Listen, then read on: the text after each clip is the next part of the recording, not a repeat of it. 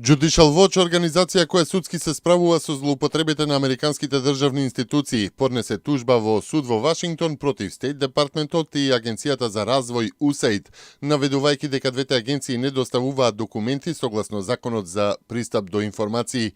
Организацијата се сомнева дека преку американската амбасада во Скопје, спротивно на Виенската конвенција, се мешале во внатрешните работи во Македонија, каде финансирајќи ги левичарските групи и проекти на Сорос, се обидуваат да ја турнат власта.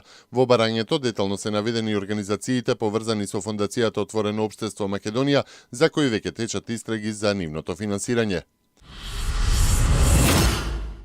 А стоп операција Сорос изразува големо задоволство од донесената одлука на Judicial Watch да поднесе тужба против USAID и американскиот амбасадор Джес Бејли. Ние сме зачудени од покажаната незаинтересираност и игнорантски однос на USAID и на амбасадорот Джес Бејли кон истражителите, велат од стоп операција Сорос.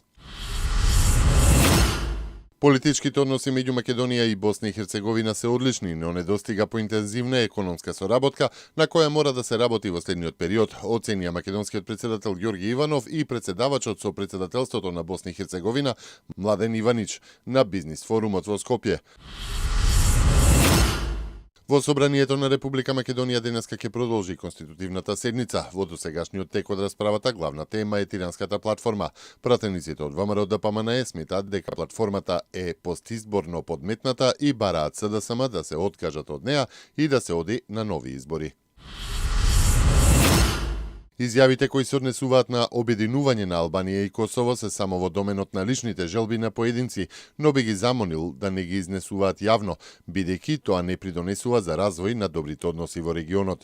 Изјави денеска новоизбраниот председател на Србија и актуелен српски премиер Александар Вучич, коментирајќи изјавата на албанскиот премиер Еди Рама за можно обединување на Албанија и Косово доколку пропадне европската перспектива на земјите од регионот.